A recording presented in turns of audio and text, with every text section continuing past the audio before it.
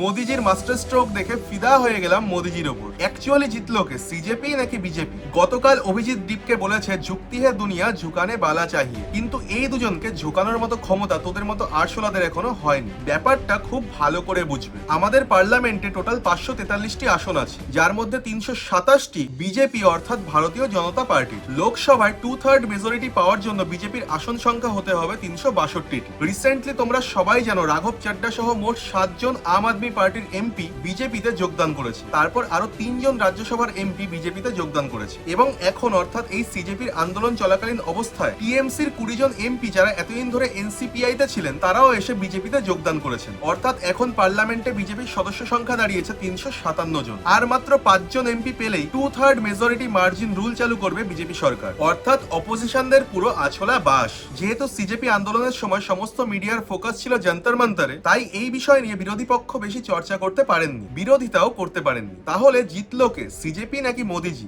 একজন ইস্তফা দিল আর 30 জন এমপি বিজেপিতে যোগদান করলো। আর সব থেকে বড় কথা, ধর্মেন্দ্র প্রধানের রেজিগনেশনটা ফোর্সড রেজিগনেশন নয়, এটা টেম্পোরারি রেজিগনেশন। তাই জন্যই বলছে সেকু মাকু, তোমরা এখনো রাজনীতিতে কচি বাচ্চা। 2/3 মেজরিটি মার্জিন রুল চালু হলে এতদিন ধরে পেন্ডিং থাকা ডিলিমিটেশন বিলটাও পাস হয়ে যাবে। তখন পার্লামেন্টের সিট সংখ্যা 850 পর্যন্ত বাড়াতে পারবে বিজেপি সরকার, পপুলেশন ওয়াইজ লোকসভাগুলোকে ডিভাইড করে। আর যদি এমনটা হয় তাহলে বিগত 50 বছরেও বিজেপিকে কেউ কেন্দ্র থেকে সরাতে পারবে না। তাহলে আলটিমেটলি জিতলো কে, বিজেপি নাকি সিজেপি? সিজেপির প্রোটেস্ট সভায় মোদিজিকে নিয়ে যা না তাই বলেছে এই সিজেপি সাপোর্টার্সরা। এমনকি ইচ্ছা মতো পলিটিক্স খেলেছে এই অপোজিশনরা। সোনাম ওয়াংচুককে ইউজ করে বিজেপির নামে রিউমার ছড়ানো হয়েছে। এত কিছু দেখার পরেও 22 দিন ধরে মোদিজি চুপচাপ ছিলেন। কেন চুপ ছিল আশা করছি তোমরা সবাই বুঝতে পারছো। আমাকে তোমরা অনেকেই অন্ধভক্ত বলো, আমি গর্বিত যে আমি অন্ধভক্ত। মোদিজিকে সাপোর্ট করার জন্য যদি আমাকে অন্ধভক্ত হতে হয় তাহলে I will proudly accept this. তোমরা এদিকে প্রোটেস্ট খেলতে থাকো আর মোদিজি আমাদের ভারতবর্ষকে উন্নত করতে থাকুক। নমস্কার, জয় শ্রীরাম, ভারত মাতা কি জয়। সবাই ভালো থাকবেন।